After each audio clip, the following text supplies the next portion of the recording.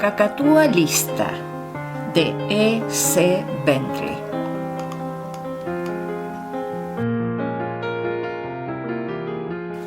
Bueno, esa es mi hermana, dijo la señora Lancy en voz baja. ¿Qué piensas ahora que has hablado con ella? Philip Trent, recién llegado de Inglaterra, estaba junto a su anfitriona en la galería de una mansión que tenía unas vistas preciosas de las que han hechizado y esclavizado a mentes septentrionales de todas las épocas. Era un país donde parecía que los hombres podían llevar una buena vida y desahogada. Poco más abajo se veía la superficie ancha y calma de un gran lago, azul como el cielo. En la orilla más alejada se alzaban unas colinas cultivadas y arboladas hasta la cima. Esas colinas absorbían la luz y el calor, almacenando de manera visible la energía telúrica con pueblecitos blancos y rojos esparcidos por las laderas, como niños apelotonados en torno al regazo de su madre. Delante de la mansión había un largo mirador empedrado y de pie junto a la balaustrada, desde la cual se podía dejar caer una piedra al agua clara, había una mujer que miraba el lago y conversaba con un hombre alto y canoso. «En 10 minutos no da mucho tiempo de conocer a alguien», replicó Trent. «Además, he prestado más atención a su acompañante. Mignir Scheffer es el primer holandés al que he tratado en sociedad. Pero en cuanto a Lady Bosworth, una cosa está clara, es lo más hermoso que hay a la vista, mejorando lo presente. Y por lo que respecta a esa voz grave y aterciopelada suya, si me pidiese que asesinase a mi mejor amigo, tendría que hacerlo de inmediato». La señora Lancy rió. «Pero quiero que te ocupes de ella personalmente, Philip. Cuando hablas así no significa nada, ya lo sé. Quiero mucho a Isabel. Para mí es más importante que cualquier otra mujer. Tengo entendido que eso es bastante infrecuente entre hermanas, pero cuando ocurre es grandioso y me destroza saber que le pasa algo». «¿Quieres decir que está delicada de salud? Nadie lo diría». «No, pero me temo que es cierto». «¿Es posible?», dijo Trent. «Caramba, Edith, tiene la tez de una niña, el paso de un caballo de carreras y sus ojos son como 2 joyas. Parece Atalanta vestida de lino azul». «¿Acaso Atalanta se casó con una momia egipcia?», preguntó la señora Lancy. «No, en absoluto. Los sacerdotes de Cibeles son testigos». «Bueno, pues Isabel sí, desgraciadamente». «Es cierto», dijo Trent pensativo. «Se diría que al tal Sir Peregrine lo han encontrado en una excavación, pero creo que a eso le debe una gran parte de su éxito profesional. A la gente le gusta que los grandes médicos tengan un aire más o menos enfermizo». «No digo que no. Sin embargo, no creo que a la esposa del médico le guste eso mucho. Isabel siempre está más alegre cuanto más lejos lo tiene. Si él estuviese aquí, ella sería muy diferente de la que ves. Ya sabe, Phillips, que su matrimonio no ha sido un éxito. Siempre supe que no iba a serlo. Ya ha durado 5 años y no tienen hijos. Peregrine nunca sale con ella. Es uno de los hombres más ocupados de Londres. Ya sabes a qué me refiero». Trent se encogió de hombros. «Vamos a cambiar de tema, Edith. Dime por qué crees que yo puedo saber si a Lady Bosworth le ocurre algo. No soy médico». «No, pero hay algo desconcertante en todo ello, como pronto verás, y se te da bien averiguar la verdad de casos que los demás no entienden. Bueno, no te cuento más. Solo quiero que observes a Bella atentamente en la cena y que luego me digas lo que piensas. Vas a estar sentado enfrente, entre Agatha Stone y yo. Ahora ve y habla con ella y con el holandés». «El aspecto de Scheffer me interesa», observó Trent. «Tiene una cara curiosamente parecida a la de Federico el Grande, y sin embargo hay una diferencia. No tiene aspecto de que su alma esté perdida para siempre». Bueno, ve y pregúntale por su alma, sugirió la señora Lancy. Tengo cosas que hacer en casa. Cuando los 7 comensales se sentaron a la mesa aquella noche, Lady Bosworth acababa de bajar de su habitación. Trent no percibió cambio alguno. Ella habló con entusiasmo sobre los encantos de la noche italiana y se unió a una conversación general y animada. No fue hasta pasados unos 10 minutos cuando se quedó callada y una nueva mirada le veló el rostro. Poco a poco le abandonó toda animación. Los ojos se le fueron volviendo pesados y apagados, los labios rojos se apartaron en una sonrisa tonta, y el color encendido y fresco de sus mejillas fue reemplazado por una palidez desagradable. Nada en aquella apariencia alterada podía considerarse insoportable u odioso en sí mismo. Si siempre hubiese sido así, uno lo habría tomado sencillamente por una mujer hermosa y estúpida de tipo linfático. Pero había algo indescriptiblemente repulsivo en que un ser así cambiase de aquella manera. Era como si le hubiesen arrebatado su alegre alma. Todo su encanto, toda su fuerza personal se habían ausentado. Recordar su conversación pintoresca y vivaz de una hora antes requería esfuerzo. Ahora que estaba sentada mirando vagamente la mesa que tenía delante y farfullando de manera ocasional algún monosílabo huero en respuesta al discurso que el señor Sheffer vertía en sus oídos. Se sirvió de algunos de los platos que le ofrecieron, rehusó otros. Hizo una cena bastante notable de forma inanimada. No era que hubiese sucedido nada anormal, se dijo Trent. Solo el hecho desconcertante de que Lady Bosworth no era ella misma, sino alguien de natural completamente diferente, lo que abría un manantial de repugnancia nuevo y desconocido en los recovecos del corazón de Trent. La señora Stone, con quien había estado hablando de forma ininterrumpida mientras observaba, lo miró a los ojos. «No nos damos cuenta», susurró ella rápidamente. Una hora más tarde, la señora Lancy llevó a Trent a una silla del jardín que miraba al lago. «¿Y bien?», preguntó ella en voz baja mirando de reojo al salón. «Es extrañísimo y bastante espantoso», contestó él con las manos enlazadas en torno a la rodilla. «Pero si no me hubieses dicho que te tiene desconcertada, habría pensado que sería fácil de explicar». «¿Hablas de drogas?», Trent asintió. «Todo el mundo debe de pensarlo, claro. Sé que George lo cree. Es horrible», declaró la señora Lancy, dando una palmada sorda en el reposabrazos. «Agatha Stone empezó a darlo a entender después de los primeros días. Le dije que era el tipo de ataque de nervios que Isabel venía sufriendo desde la infancia, lo cual era mentira, y no se lo creyó, claro. La muy chismosa. Detesta a Isabel y está dispuesta a difundir por doquier que mi hermana es drogadicta. ¿Cómo la odio?» «¿Pero crees que no es cierto?» «Philip, no sé qué creer. Ahora escucha. La mañana después de que ocurriese por segunda vez, le pregunté qué le pasaba. Me dijo que no lo sabía. Empezó a sentirse tonta y rara al poco de comenzar la cena. No le había ocurrido hasta que vino a casa. No era una sensación ni agradable ni desagradable, dijo. Tan solo se sentía indiferente a todo y totalmente perezosa. A continuación le pregunté a bocajarro si estaba tomando algo que pudiera explicarlo. Se ofendió mucho. Me dijo que la conocía lo suficiente para saber que nunca había hecho algo así y que nunca lo haría. Y es verdad que sería completamente impropio de ella. Además lo negó y aunque Isabel tiene sus puntos flacos, es absolutamente sincera. Trent miró al suelo. «Sí, pero a lo mejor has oído...» «Oh, ya lo sé.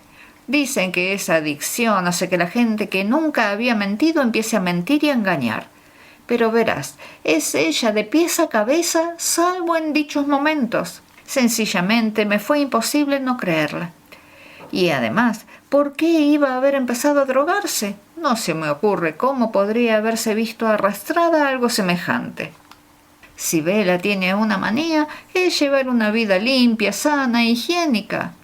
De niña siempre fue así, pero cuando conoció a su marido estaba estudiando medicina, ¿sabes? Y con eso empeoró mucho. Tiene montones de trucos para desinfectar todo. Nunca usa perfume, ni polvos ni cremas. No se pone nada en el pelo. Se lava de sol a sol, pero siempre usa jabón de fregar corriente. No prueba el alcohol, ni el té, ni el café.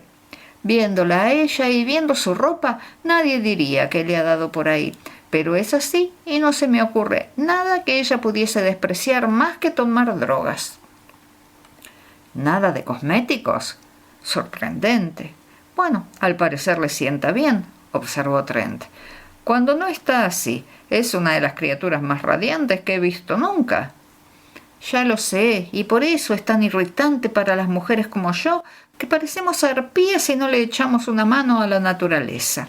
Siempre ha estado fuerte como un roble y llena de vitalidad, y su aspecto no ha dado la menor muestra de estar echándose a perder. Y ahora le ha pasado esto de forma totalmente repentina y sin avisar. ¿Desde cuándo le ocurre? Esta noche es la 7ª. Le he pedido que vea a un médico, pero aborrece la idea de que la traten. Dice que está segura de que se le pasará y que no influye para nada en su salud general. Es cierto que el resto del tiempo está bastante bien y animada, pero aún así no hace falta que te diga lo grave que es para una mujer. Esto significa que la gente la evita. Todavía no se ha dado cuenta, pero yo veo que a nuestros amigos les repugna ver esos ataques suyos que naturalmente explican de la forma más obvia. Y Bella no disfruta la vida sin compañía, especialmente masculina. Pero ha llegado a tal punto que George, que normalmente la adora, tiene que hacer un esfuerzo para hablar con ella. A Randolph Stone le pasa lo mismo, y 2 días antes de que llegasen, los Illingworth y el capitán Burrows se marcharon antes de lo que tenían pensado. Estoy segura de que fue porque el cambio de Isabel les estaba estropeando la visita. Parece que se lleva estupendamente con Sheffer, observó Trent. Lo sé. Es extraordinario, pero se diría que está más prendado de ella que antes. Bueno, lo está, pero es que tiene corazón de lagarto. Hace un momento estaba hablando con él cuando te has ido del comedor.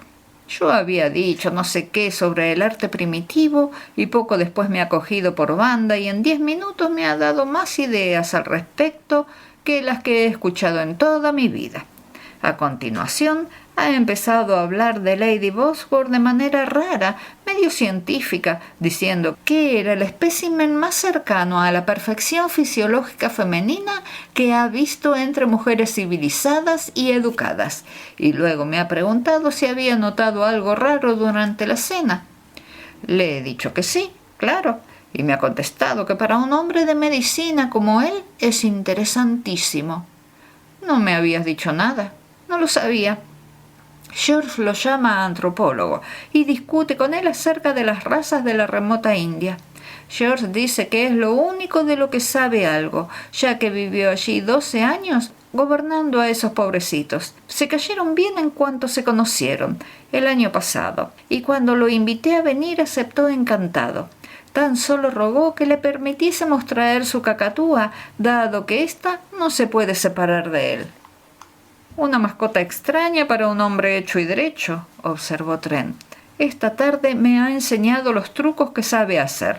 Es un ave traviesa y lista como un mono. Bueno, volviendo a lo de antes, por lo visto, Sheffer está muy interesado en los ataques de Isabel. No he visto nada igual, pero está seguro de que se deben a alguna clase de agente tóxico. Respecto a qué o por qué no tiene la menor idea. Entonces tienes que averiguar qué, cómo y por qué, Philip. Me alegro de que Sheffer no se altere tan fácilmente como otros. Es mucho mejor para Isabel. Lo encuentra muy interesante, claro, no solo porque es el único que le presta atención, sino porque de verdad es una persona estupenda. Ha vivido muchos años entre los salvajes más atroces de la Nueva Guinea holandesa, haciendo investigaciones científicas por cuenta de su gobierno, y según George, lo tratan como un dios. Por lo que sea, entre ellos tiene reputación de poder matar a un hombre señalándolo con el dedo y controla a los nativos como nadie. Me parece muy atractivo y bastante amable, la verdad, pero tiene algo que me da miedo. ¿Qué? Me parece que es esa mirada glacial suya, contestó la señora Lancey alzando los hombros con un escalofrío. Compartes la opinión pública de la Nueva Guinea holandesa, dijo Trent. Edith, ¿me has dicho que tu hermana empezó a estar así la primera noche que pasó aquí? Sí, y asegura que no le había ocurrido antes. Vino con los Stone desde Inglaterra, ¿no? Solo la última parte del trayecto. Se subieron al tren de Lucerna. Trent miró al comedor y al rostro nostálgico de la señora Stone, que estaba jugando a las cartas con el anfitrión. Era esbelta y hermosa, con unos grandes ojos atractivos que nunca perdían la melancolía, aunque siempre estaba sonriendo. Dices que detesta a Lady Bosworth. ¿Por qué? Bueno, supongo que sobre todo es culpa de Bella, confesó la señora Lancey con un mohín. Más vale que sepa, Phillips. De todas formas, no tardarás en descubrirlo. La verdad es que Bella siempre coquetea con todo hombre que no le desagrade. Está tan repleta de vida que no puede contenerse, o no quiere, mejor dicho. Dice que no hace mal a nadie y que si lo hace le da igual. Antes de casarse no se comportaba así, pero desde que el matrimonio empezó a torcerse está descontrolada, sencillamente. Y el hecho de que sea tan lúcida al respecto hace que parezca mucho peor. Ha estado flirteando con Randolph varias veces, y a pesar de que él es un viejo percherón de toda confianza, Agatha no puede ni verla. En apariencia la trata muy bien, observó Trent. La señora Lancey produjo con su delicada nariz un sonido que expresaba un desdén para el que no había palabras. Se hizo un breve silencio. Bueno, ¿qué te parece, Philip? Preguntó la anfitriona a la postre. Por mi parte no sé qué pensar, sencillamente. Esos extraños ataques que le dan me horrorizan. No deja de ocurrírseme una idea espantosa, ¿sabes? Podría tratarse quizá... La señora Lancey prosiguió en voz aún más baja. ¿Del principio de la locura? Trent habló de forma tranquilizadora. Yo en tu lugar no perdería el tiempo con eso. Hay muchas cosas que son mucho más probables y mucho menos terribles. Y además podemos tomar medidas, y podemos tomarlas inmediatamente. Escucha, Edith, ya sabes que no me gusta explicar mis ideas antes de estar seguro de que pueden funcionar. ¿Te importa arreglar ciertas cosas para mañana sin preguntarme por qué? Y no permitas que nadie se entere de lo que te voy a pedir, ni siquiera George. Por lo menos hasta más tarde, ¿vale? ¡Qué divertido!, susurró la señora Lancey. Sí, claro, don Misterioso. ¿Qué quieres que haga? ¿Crees que mañana por la tarde podrás arreglártelas para que Lady Bosworth, tú y yo salgamos al lago en la lancha motora durante 1 o 2 horas y volvamos a tiempo de cambiarnos para la cena? Solo nosotros 3 y el piloto. ¿Puede hacerse sin llamar la atención? La señora Lancey reflexionó. Es posible. Mañana George y Randolph van a ir a Cadenapia a jugar al golf. Después de comer, podría organizarles una excursión a Agatha y al señor Sheffer, y podría decirle a Bella que quiero que se quede conmigo. Tú puedes perderte después de desayunar con los chismes de dibujar, si te parece, y volver para el té. Después, los 3 podríamos ir en la lancha a San Mamet. Es un lugar precioso, y volver antes de las 7. Con el tiempo es la mejor hora para ir al lago. Nos vendría de perlas si lo consigues. Y otra cosa, si hacemos lo que dices, quiero que le ordenes con discreción al piloto que siga mis instrucciones, sean las que sean. Es italiano, ¿no? Sí, entonces le gustará. La señora Lancey lo consiguió sin dificultad. A las 5, las dos señoras y Trent, con un joven fuerte y de maneras exquisitas al volante, se deslizaban veloces hacia el sur, milla tras milla, por el largo lago. Tocaron tierra en el pueblecito más pintoresco y quizás más destartalado y sucio de todos los ribereños, donde en la plaza mínima que estaba encima del embarcadero, una docena de niños morenos marcaban el compás y cantaban la letra de uno de los inmemoriales juegos infantiles. Mientras la señora Lance y su hermana los miraban con deleite, Trent habló rápidamente con el joven piloto, cuyos ojos y dientes resplandecientes brillaron de comprensión. Poco después paseaban por San Mamet y cubrían un camino de montaña que llevaba a una pequeña iglesia, a media milla de distancia, en la que había un fresco curioso. Eran casi las 6:30 cuando volvieron y Giuseppe salió a su encuentro, locuaz por la emoción y las disculpas. Por lo visto, mientras fraternizaba con el dueño de la fonda próxima al embarcadero, cierto triste individuo, sin que nadie lo viera, había estropeado a propósito el motor de la lancha y había echado puñados de tierra en el delicado mecanismo. La señora Lance, que había recibido un gesto discreto de Trent, le reprochó duramente que hubiese abandonado la lancha y le preguntó cuánto tardarían en arreglar el motor. Giuseppe, sobrepasado por la contrición, se temía que fuera cuestión de horas. Al preguntarle, dijo que el vapor público había llegado y había zarpado 20 minutos antes. El siguiente, el último del día, no debía atracar hasta pasadas las 9. Sus excelencias podían contar con volver a casa así, por lo menos si el motor no estaba listo antes. Tras preguntarle de nuevo, dijo que se podía telefonear desde la estafeta de correos y que la trattoria tenía comida respetable. Lady Bosworth estaba encantada. Declaró que no habría querido perderse la ocasión por nada del mundo. Al final, había acabado estando totalmente de acuerdo con Trent, que se había convertido en un acompañante excelente y ella se iba a convertir en un acompañante admirable porque estaba de muy buen humor. En 10 minutos ya se había hecho íntima amiga de la mujer gorda y vivaz de la fonda. Trent, a quien habían enviado a comunicar su apuro a George por teléfono, encontró al regresar a Lady Bosworth en el jardincito de detrás de la fonda, mondando patatas y cantando Il segreto per essere felice, al tiempo que su hermana batía algo en un recipiente y la patrona, ocupada en los fogones, reía y gritaba observaciones alegres desde la cocina. Al ver que no podía hacer nada, Trent se retiró.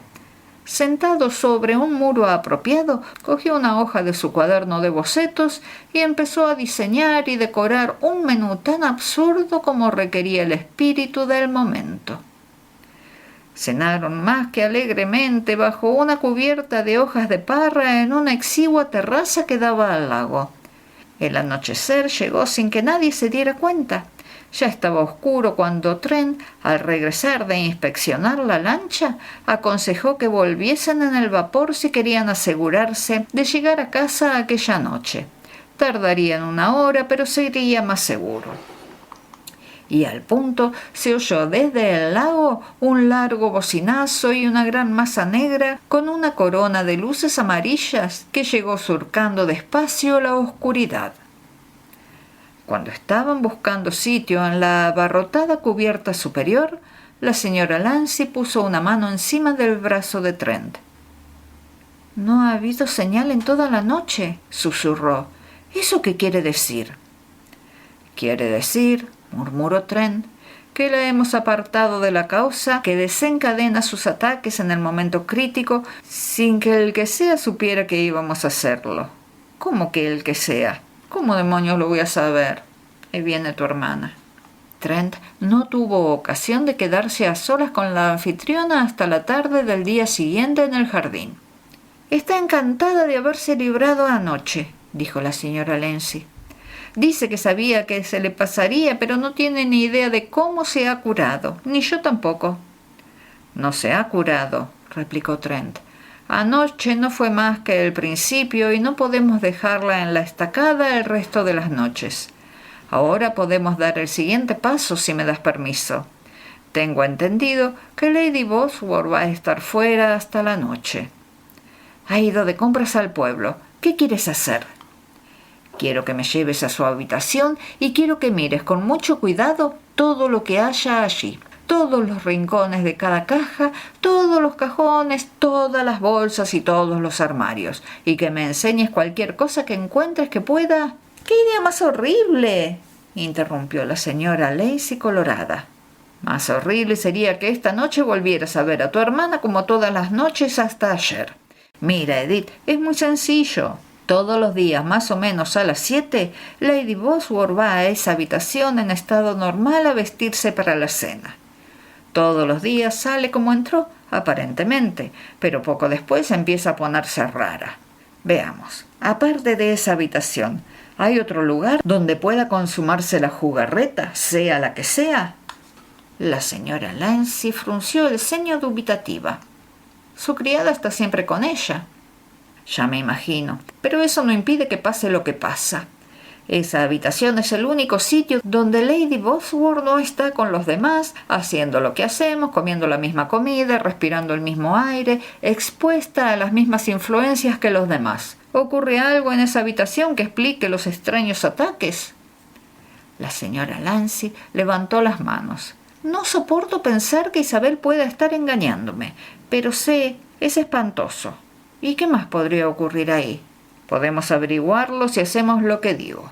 Tienes que tomar una decisión, pero recuerda que estás intentando salvar a Lady Bosworth de un peligro sutil.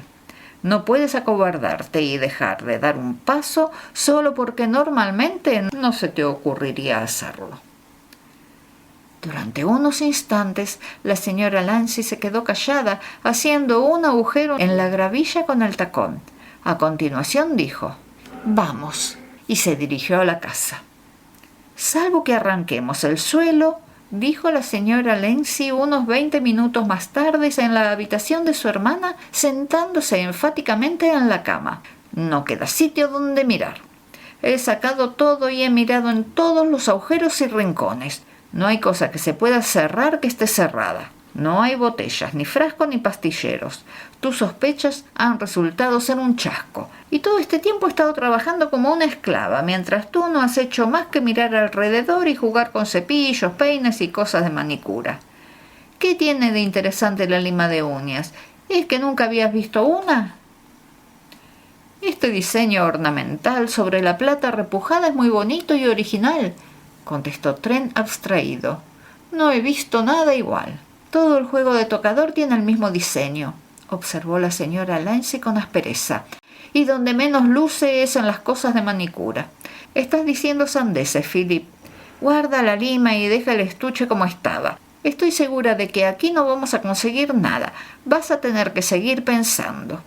Y sin embargo», añadió despacio, «pareces muy satisfecho contigo mismo». Trent, con las manos en los bolsillos, se mecía y miraba por la ventana de la habitación.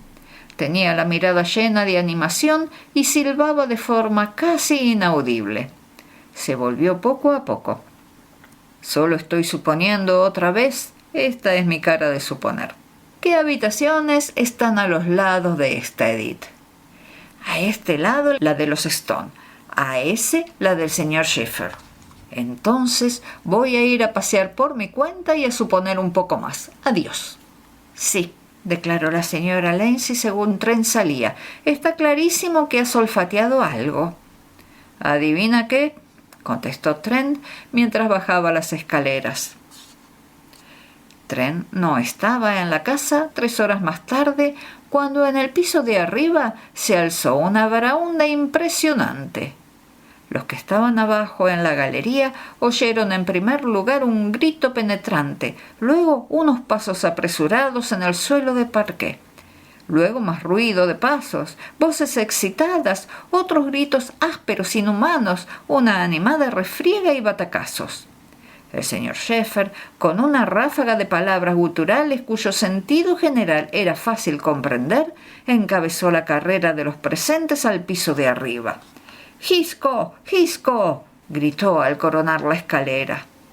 Hubo otro chillido ensordecedor y la cacatúa salió escabulléndose y aleteando de la habitación de Lady Bosworth, perseguida por 3 criadas que vociferaban.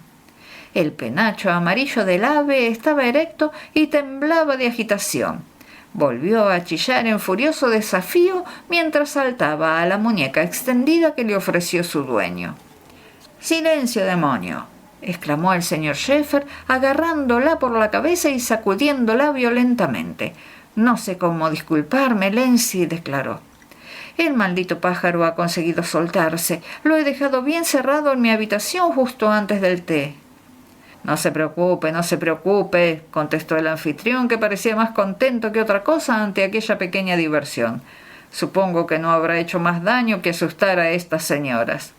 «¿Ha pasado algo, Edith?», preguntó conforme se acercaban a la puerta de la habitación a la que las señoras ya habían acudido a toda prisa. La criada de Lady Bosworth estaba contando una larguísima historia. «Cuando ha entrado a preparar la habitación para que Isabel se vistiera hace un momento», resumió la señora Lancy, «ha oído de repente una voz que decía algo y ha visto el pájaro posado en lo alto del espejo mirándola fijamente. Se ha asustado tanto que se le ha caído la jarra de agua y ha salido corriendo. Luego han llegado las otras 2 chicas y la han ayudado a intentar echarlo. No se les ha ocurrido llamar al señor Sheffer». «Pide perdón, carroña», ordenó el dueño de Gisco. La cacatúa profirió una serie de palabras neerlandesas con un graznido sumiso. «Dice que pide 1000 perdones y que no volverá a pecar», tradujo el señor Sheffer. «Miserable bribón, traidor». Lady Bosworth salió corriendo de su habitación. «No tolero que riña así a la pobre criatura», protestó. «¿Cómo iba él a saber que mi criada se iba a asustar? Da pena verlo. Lléveselo, señor Sheffer, y anímelo». Así que Gisco fue conducido a la esclavitud y el episodio concluyó. Media hora más tarde, la señora Lancy fue a ver a su esposo, que se encontraba en el vestidor. «He de decir que Bella se ha portado muy bien con ese pájaro horrendo de Sheffer», comenzó. «¿Sabe lo que había hecho el diablillo?» «No, cariño, pensaba que se había limitado a darle un buen susto a la criada». «En absoluto, se lo ha pasado en grande. Bella se ha dado cuenta inmediatamente de que había hecho de las suyas, pero ha fingido que no pasaba nada. Bueno, resulta que les ha quitado los botones a picotazos a 2 pares de guantes, se ha comido un montón de horquillas y le ha estropeado el juego de manicura. Ha arrancado el forro de la caja, las asas de plata están cubiertas de picotazos. Por lo visto, ha escondido 2 o 3 cosas y la lima está destrozada. Cuando Jaime lo ha visto posado en lo alto del espejo, tenía la lima en una mano, o sea, en una pata, y estaba ocupadísimo arrancando los últimos jirones de cuero». «¡Qué espanto!», declaró el señor Lancy, inclinándose para ponerse un zapato. «Me parece que te estás burlando, George», dijo su esposa con frialdad. El señor Lancy empezó a reírse de forma audible. «Reconocerás que es divertido pensar en el pájaro llevando a la práctica semejante programa de travesuras con toda solemnidad. Ojalá hubiese visto al trasto en acción. Bueno, vamos a tener que comprarle a Bella otro juego de manicura. Me alegro de que no haya dicho nada». «¿Por qué?» «Porque no invitamos a gente a casa para que se sienta incómoda, cariño, y menos a extranjeros». «A Bella le importa un comino tu ideal de hospitalidad. No ha dicho nada porque se ha encaprichado de Sheffer. Pero, George, ¿tú cómo crees que ha entrado esta bestezuela? La ventana estaba cerrada y Jaime declara que la puerta también estaba cerrada cuando fue a la habitación». «Entonces supongo que Jaime se equivoca. Sea como fuere, ¿qué más da? Lo que me inquieta es la pequeña peculiaridad de tu hermana. Ya te he dicho que no me gusta que estuviese normal ayer noche, la única noche que por casualidad estaba lejos de casa. Ojalá no la apreciase tanto, Edith. Si fuese otra mujer no me importaría que hiciese lo que le viniese en gana». La señora Lancy suspiró. «Si se hubiese casado contigo sería una mujer muy diferente». «Lo sé, es horrible pensar lo que todos nos hemos perdido. Si tú te hubieses casado con Sheffer, Gisco sería una cacatúa muy diferente». porque de todas las palabras tristes de lengua o pluma. En realidad estoy horriblemente deprimido, Edith. Lo que ahora temo es que esta noche se repita el espantoso espectáculo habitual. Pero ni esa noche ni ninguna de las siguientes se repitió dicho espectáculo. Lady Bosworth, libre al fin de toda aprensión, renovó y redobló la vida del grupo, y los labios de Trent permanecieron obstinadamente cerrados. 3 semanas después, Trent entró en la consulta de Sir Peregrine Bosworth. El famoso médico era un hombre alto y encorvado, exageradamente delgado, con la mandíbula estrecha y la nariz alta. Llevaba el pelo aún negro, peinado hacia atrás. Tenía los ojos hundidos y resplandecientes, y la boca sensible y fuerte al mismo tiempo. Era educado y sonreía con facilidad, pero tenía la cara marcada por líneas de infelicidad. —¿Quiere sentarse, señor Trent? —preguntó Sir Peregrine. Su carta decía que quería verme por un asunto particular de mi incumbencia. No consigo imaginarme de qué se pueda tratar, pero sabiendo quién es usted, no he dudado en darle cita. Trent agachó la cabeza. —Se lo agradezco, Sir Peregrine. El asunto es importantísimo y también muy particular. Tan particular que, aparte de mí, nadie más conoce los hechos materiales. Voy a ir al grano. Hace poco he estado en Italia en casa de los Lancy, a quienes conoce. Lady Bosworth también estaba invitada. Antes de que llegase yo, cada noche sufría un extraño ataque de lasitud y vacío mental. No sé de qué se trataba. A lo mejor usted lo sabe. Sir Peregrine, escuchando sin inmutarse, sonrió de forma siniestra. La descripción de los síntomas es un poco vaga. He de decir que mi mujer no me ha contado nada. Siempre ocurría a cierta hora y solo entonces, unos minutos después de las 8, al empezar a cenar. El ataque acababa gradualmente después de 2 horas más o menos. El médico puso la mano cerrada en un puño encima de la mesa que los separaba. Tengo entendido que no es usted médico, señor Trent. ¿Qué tiene que ver con este asunto? Su voz se había vuelto fría y hostil. Mucho, respondió Trent sucintamente. A continuación, añadió, mientras Sir Peregrine se ponía en pie con una mirada ardiente. No sé nada de medicina, pero curé a Lady Bosworth. El otro volvió a sentarse de repente. Sus manos cayeron abiertas encima de la mesa y su oscuro rostro se volvió muy pálido. Usted empezó con dificultad.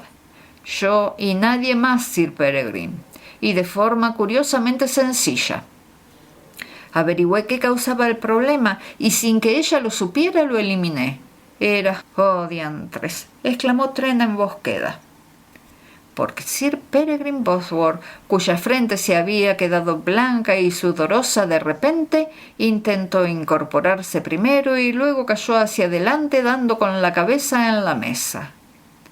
Trent, que ya había visto cosas así, corrió hacia el doctor, alejó su silla de la mesa y le puso la cabeza entre las rodillas. En menos de un minuto, el hombre afligido estaba recostado de nuevo en la silla. Inspiró profundamente de una botellita que se había sacado del bolsillo. —A lo mejor ha trabajado más de la cuenta —dijo Trent—. Algo va mal. Creo que es mejor que no... Sir Peregrine había recuperado la compostura. —Sé perfectamente lo que va mal, señor mío —interrumpió bruscamente—. Mi profesión es saberlo. No volverá a ocurrir. Deseo escuchar lo que tenga que decir antes de que se vaya de aquí. —Muy bien. Trent adoptó un tono de precisión monótona. La hermana de Lady Bosworth, la señora Lancy, me pidió que la ayudase a encontrar el origen del malestar que aquejaba a aquella cada noche. No hace falta que le describa los síntomas y no voy a molestarlo con el relato de mi razonamiento en el asunto. Pero descubrí que en dichas ocasiones Lady Bosworth sucumbía a la influencia de una droga que tenía el efecto de reducirle la vitalidad y embotarle la mente, sin producir estupefacción ni sueño, y llegué a la conclusión de que se estaba administrando la droga ella misma sin saberlo. Se detuvo y se palpó el bolsillo del chaleco. Cuando la señora Lindsay y yo estábamos buscando algo así en su habitación, me llamó la atención la fina labor de un juego de manicura que estaba encima del tocador. Cogí la cajita redonda que contenía la pasta para lustrar las uñas, admirando su forma y su decoración, y al mirar dentro resultó que estaba medio llena de pasta. Pero he contemplado a menudo el proceso de embellecimiento de las uñas y me dio la impresión de que la sustancia era de un rojo más oscuro que el rosa habitual. A continuación, vi que la lima del juego, aunque estaba gastada, nunca se había usado con pasta, que deja una especie de incrustación oscura en la lima. Sin embargo, era obvio que la pasta de la cajita había sido usada. Ya ve, a veces es útil tener una mente que repara en las minucias. Así llegué a la conclusión de que la pasta que no se usaba como esmalte de uñas se usaba con otro fin, y llegado a este punto me guardé sin más la caja en el bolsillo y me fui con ella. Puedo decir que la señora Lindsay no supo nada de todo esto, ni de lo que hice después. ¿Y qué hizo? Ahora Sir Peregrine parecía estar siguiendo la historia con interés irónico. Naturalmente, puesto que soy un lego en esas cosas, la llevé a un lugar del pueblo que se llama Farmacia Inglesa y le pregunté al propietario qué sustancia era. La miró, cogió un poco con el dedo, la olió y contestó que, sin la menor duda, era bálsamo labial.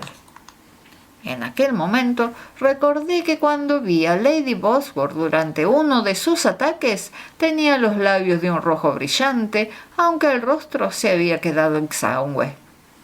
Me pareció muy extraño porque soy pintor y naturalmente no podía dejar de reparar en semejante anomalía. Entonces me acordé de algo más.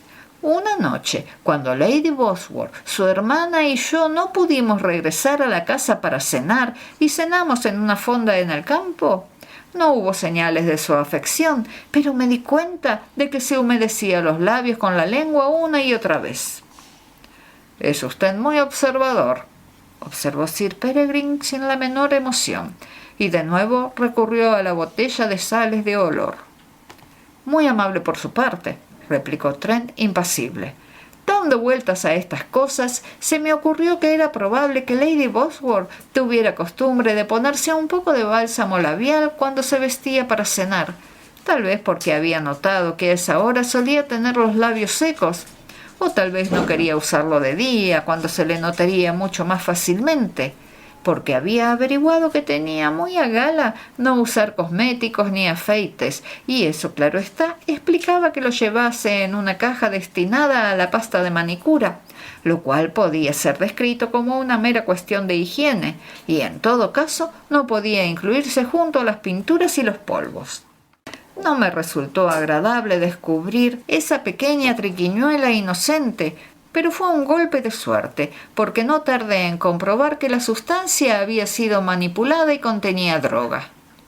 Cuando salí de la farmacia, fui a sentarme en un rincón tranquilo del recinto del museo. Allí me puse una pizca de bálsamo en la lengua y aguardé los efectos. En 5 minutos había perdido tanto la capacidad de pensar de forma ordenada como la voluntad. Ya no sentía el menor interés por mi propio experimento. Estaba consciente, no me sentía incómodo y no había perdido la movilidad. Solo mi inteligencia parecía paralizada, lo cual no me preocupaba en absoluto. Durante una hora larga contemplé el mundo con alma de buey completamente plácida y vacua. En aquel momento Trent abrió los dedos y mostró una cajita redonda de plata repujada con un adorno delicado alrededor de la tapa. Era del tamaño de un pastillero. Me pareció que sería mejor que esta caja desapareciese y de forma natural que no despertase sospechas. Llevarme el bálsamo sin más habría llamado la atención y habría dado que pensar a Lady Bosworth. Estaba plenamente convencido de que todavía no sospechaba de la sustancia y pensé que era preferible que sus ataques siguieran siendo un misterio. ¿Pregunta usted por qué con la mirada? Tan solo porque no quería un escándalo doloroso en la familia de la señora Lindsay. Es que somos viejos amigos, ¿sabe? Así que el problema radicaba en hacer desaparecer la caja y lo que contenía de manera que pareciese completamente accidental, y no sugerir nada a Lady Bosworth o a ninguna otra persona.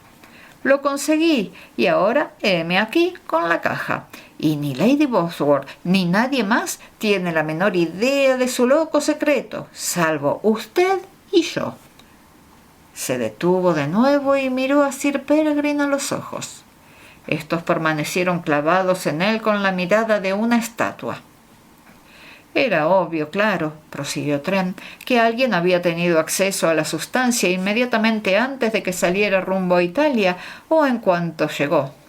La operación química de combinar la droga y el bálsamo era difícilmente practicable durante el trayecto, pero los ataques comenzaron la primera noche, 2 horas después de llegar a la casa.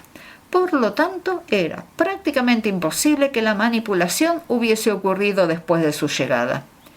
Cuando me pregunté quién podría haberla manipulado antes de que Lady Bosworth se marchase de esta casa para ir a Italia, hube de llegar a una conjetura desagradabilísima.